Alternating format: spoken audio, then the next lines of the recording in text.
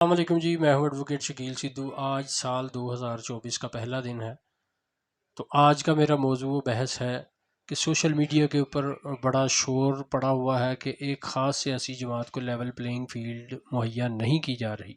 تو اس حوالے سے میں کچھ چیزیں آپ لوگوں کے ساتھ شیئر کرنے جا رہا ہوں۔ اس کے بعد موازنہ ناظرین کریں گے۔ 2023 میں ایک سیاسی جماعت یہ رونا رو رہی تھی، اور 2017-18 میں ایک سیاسی جماعت کے ساتھ کیا ہوا تھا اور ان کا بھی یہی موقف تھا۔ اس حوالے سے آپ کے ساتھ چیزیں شیئر کرنے جا رہا ہوں۔ آج جو چیزیں ہو رہی ہیں وہ ناظرین کے سامنے ہیں، ان کے اوپر میرا تبصرہ مناسب نہیں ہے۔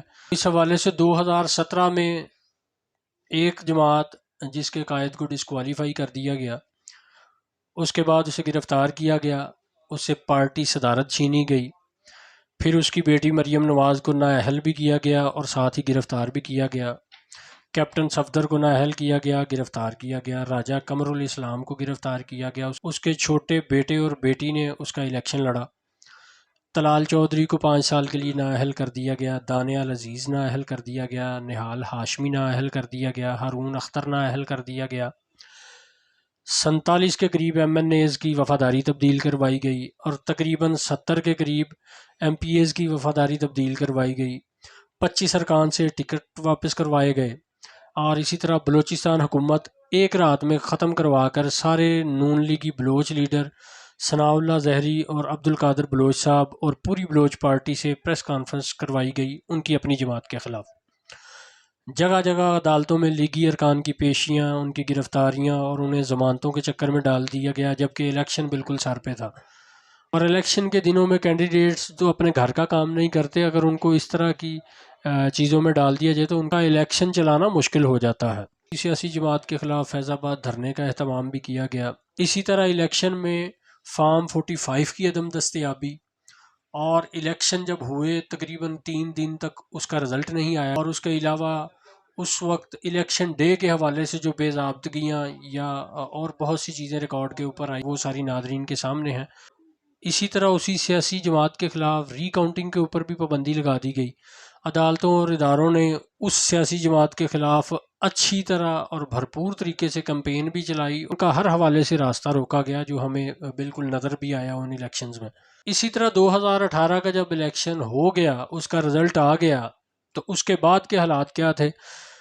اس کے بعد اس سیاسی جماعت کے قائد کو دوبارہ گرفتار کیا گیا، پھر مریم نواز کو بھی دوبارہ گرفتار کیا گیا۔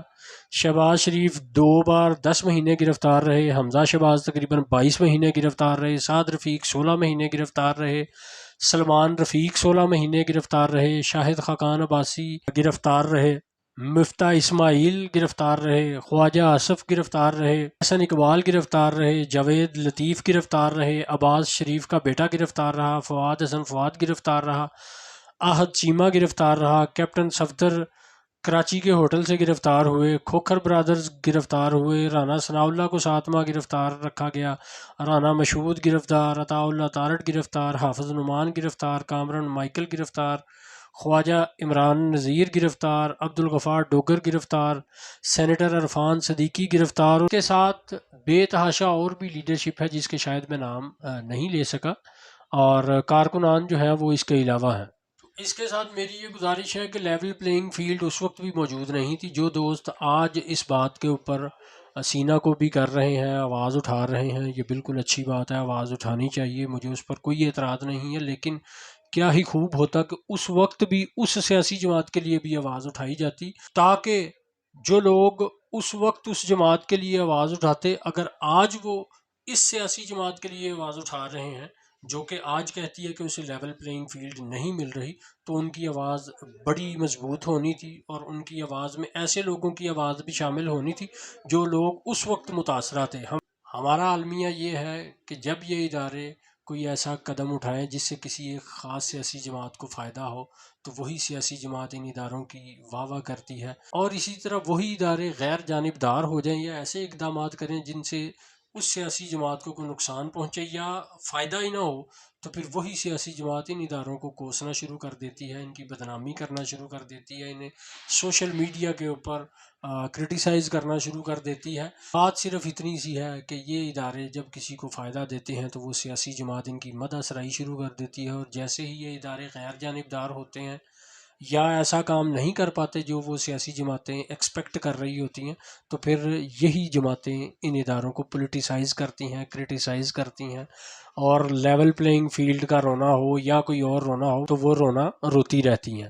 اس حوالے سے حالات و واقعات ناظرین کے سامنے ہیں، ہماری سیاسی وابستگیاں بھی آپ دیکھنے والوں کی بھی اور میری بھی کہیں نہ کہیں ہماری بھی موجود ہوتی ہیں۔ میں نے ایک تجزیہ دوستوں کے سامنے رکھا ہے، اب اس کا موازنہ میرے ناظرین نے کرنا ہے، میں امید کرتا ہوں کہ آپ دوست اس کا بہتر موازنہ کریں گے۔ شکریہ۔